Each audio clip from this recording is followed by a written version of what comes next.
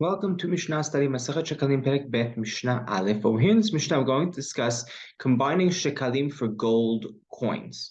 So when people come up to Jerusalem, they wanted to bring their Shekalim with them, the Mahatzita Shekel, and in order to, take a load off on their, while they're traveling, to Jerusalem, it's a lot to carry all these silver coins. So what are they allowed to do? They're allowed to combine them, right, to a gold coin, and take these gold, either bricks or coins, with them to Jerusalem, and then exchange it over there. So mitzarefim shekalim darkonot. You're allowed to mitzaref, combine your shekalim in order to to change them to darkonot. Right, darkonot has the value of 2 silaim, but it's in gold. Right, because of the burden of the journey. The same way there are shofarot in the mikdash, right? Going to Rambam, this is all Jerusalem. So too, they were also in the Medina, right? So they were collected like in a kuppah, right? But the kuppah wasn't the shape of a square; it was the shape of a shofar, right? And we'll see why later they had them in the shape of shofarot. So they had this in the Mikdash, also in the regular cities.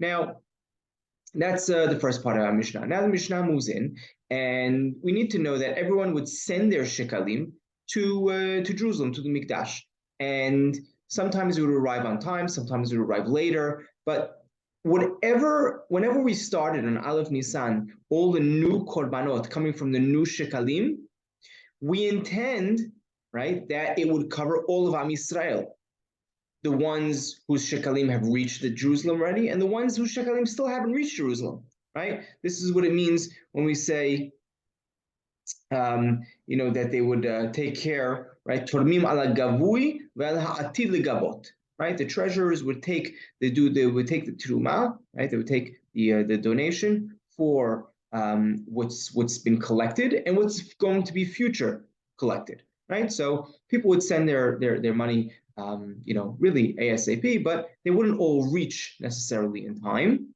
And the treasurer, right, the treasury of the Beit HaMikdash, when they bought the korbanot, they had in mind to cover even the shekalim that didn't reach Jerusalem yet, right? So technically, those shekalim that are still on their way, right, once the new korbanot started to be brought from these new shekalim, technically those shekalim that are on the way already belong to the treasury of the Mikdash. Right? Follow? So that's important for this next segment of the Mishnah. So the people of the city who sent their shekalim, nignevu or she'avdu. Let's say they were stolen, they were lost. Right? So the Mishnah the Gemara actually sets this up in a case of shomrei sachar, right? The person, the shaliach who was doing it, was getting paid, to take care of it, or they're considered, someone was considered shomrei sachar, as if they were getting paid to take care of it. And therefore, the only time they would be hayav, they would be liable for something, is if there was ones,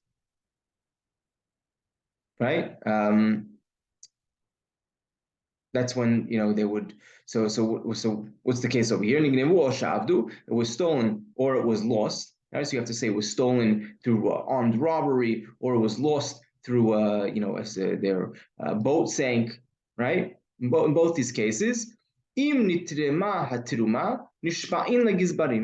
If the truma was taken, right, the treasury of the Beit HaMikdash already took those shekalim, then what do these people do? What do the shlichim do? They swear to the treasury, right? They swear to the treasury that it wasn't their fault.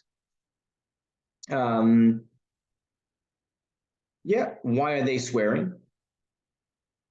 Because it's the treasury's money, and they had the treasury, the Beit HaMikdash's money in their hands. So now they need to swear to the Beit HaMikdash, to the treasury of the Beit HaMikdash, right? That it wasn't their fault, that it was lost. They didn't steal it. They didn't funnel it out inappropriately. V'im lav, let's say the truma wasn't taken yet, right? Let's say the Beit HaMikdash did not start to use the new mahatzita shekel coins yet. Okay, so in that case, these coins that were arriving didn't belong to the Beit HaMikdash treasury yet. So therefore, who do the shluchim have to swear to? Nishvayim livnei ha'ir, they need to swear to the people of the city that they didn't steal their coins. And the people in the city have to bring new shekalim in this case, the second case, right? Why? Because their shekalim never reached the Beit HaMikdash. Nishveu, right? Let's say they swore, and then what happened afterwards? The shekalim were found afterwards, or the robbers returned the money. Both of these are considered shekalim, and they don't count for the following year.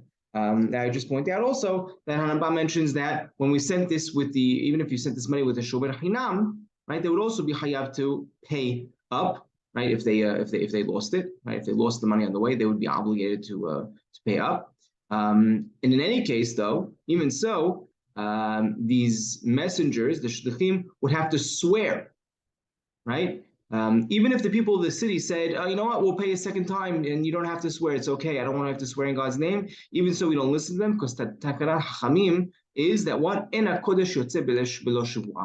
Right? You can't take anything out of the Kodesh, right? Over here, these Mahatzit Shekel are Kodesh, right, from the treasury of the Mikdash, without a swear itself.